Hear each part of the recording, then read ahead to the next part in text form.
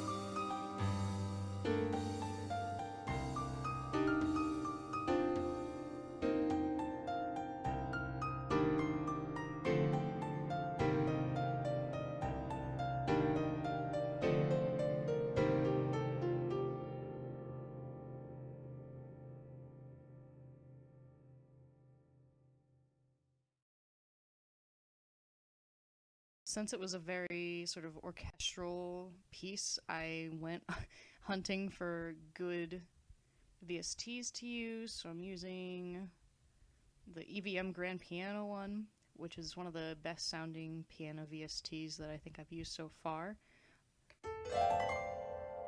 Sounds pretty darn good.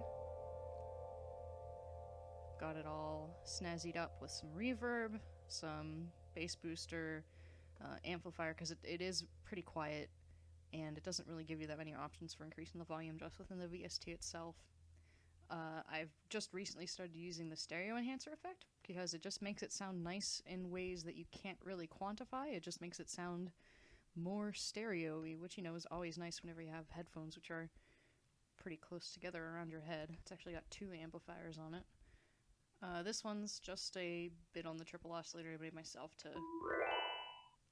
this one's the grand piano too, but it has some different effects on it, like an auto panner, which is basically the reason I wanted to do this song actually in the first place. In the original version of the song, there's this sort of like underlying piano track, like sort of like, I can't tell if it's an LFO or if it's an ear-to-ear thing, but it kind of just wavers in and out in a couple of different ways. And I was like, oh man, I want to figure out how to do that. So I think I figured it out at least a little bit. Yeah, and of course reverb, because can't have enough of that.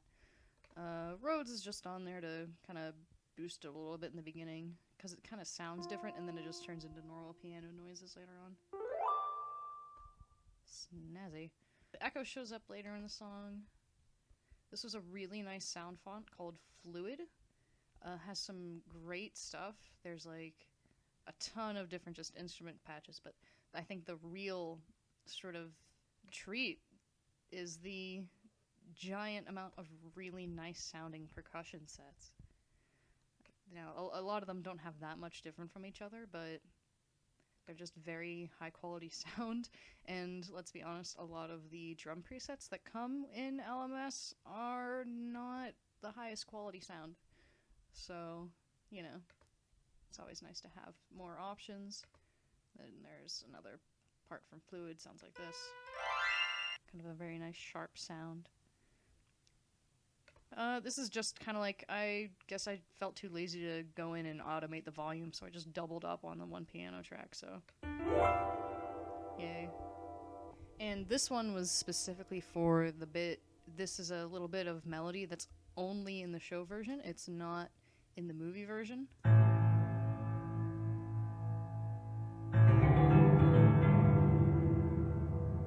It just sounds so good in conjunction with the other stuff. I wanted to put it in anyway.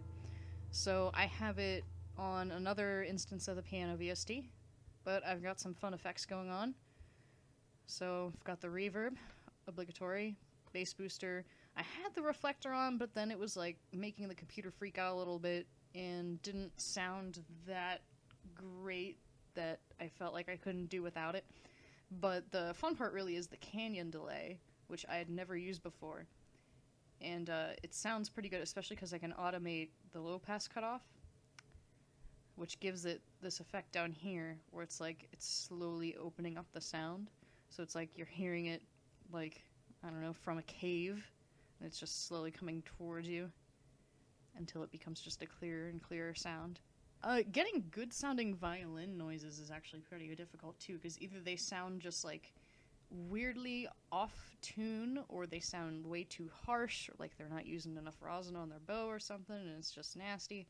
But this one is a different VST. It's called DSK Overture. Has some really nice options on combining 4 different tracks worth of instruments, and since a lot of combos are available, it's like even more than 4 tracks put into one thing. And you have tons of different options that you can play around with. You can add effects within the VST itself. Really nice.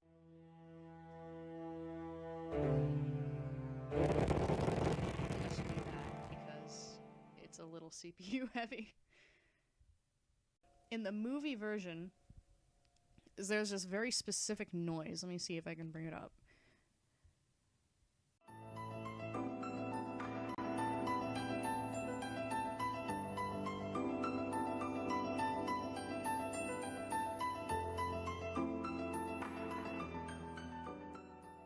If you can hear it, it kind of sounds like if somebody dropped like a bunch of pencils that were taped together onto a desk. So it kind of went clack. And it kind of echoes a little bit, and I really struggled to figure out how to like recreate that noise because I really liked it and I wanted it to be in this rearrangement. So I took the same percussion track that I had been using for just the normal beat and went in, added some reverb, which is really nice because in the sound font player it like hosts its own reverb, so you can double up if you want.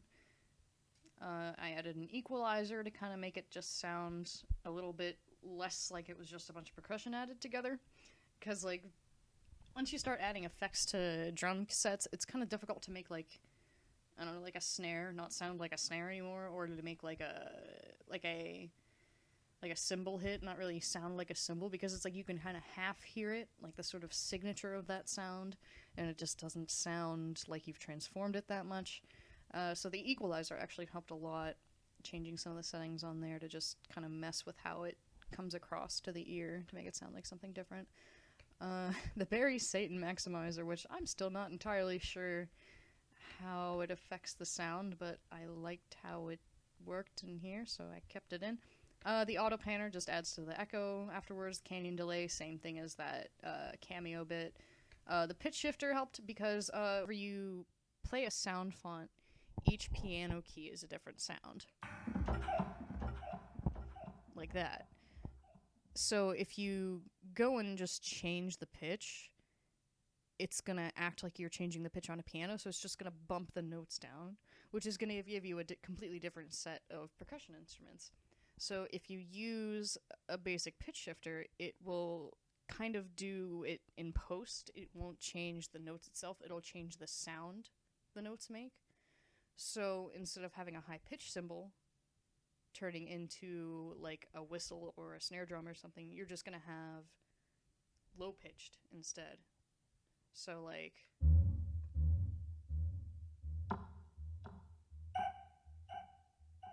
that, as opposed to on the main percussion, which is like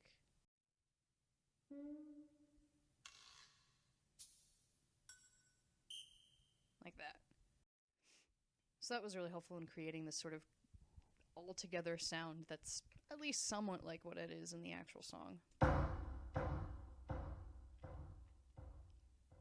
It's a little lower pitched, but I kind of like it that way. I also almost forgot to mention my favorite part, which is the DSK brass VST, which has given me these sexy saxophones.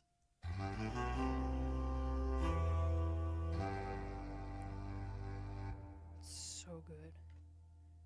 Gives you a lot of different options as to what you want. It's got a whole bunch of different, like, flanger, you got delay, you got other stuff I don't know how to use yet because I just downloaded this. But anyway, from what I have played around with it, it's pretty darn good. It's pretty darn good.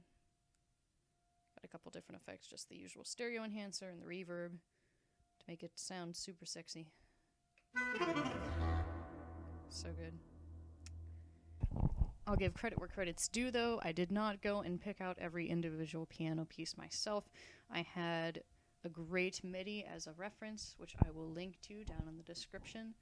I actually used two different MIDIs, one for the main track, which I then split up into the echo and the alto track. I also used a separate MIDI just for this bit, so I made it's just so I could make sure that I had it right. And then the rest is all me. Not really, it's the original composer of the song, but I did rearrange it, and it was a lot of fun. It was a great project. I'm really happy with how it turned out. I think I learned a lot for my future projects when it comes to using effects and different types of plugins. So thank you for listening, and here is a fun bonus, which is the same thing, but with some absolutely swaggy synthesizer. Shout out to DSK Orans, which is beautiful. And also shout out to Transdrive, which has so many options I'm kind of afraid, and also it breaks my computer.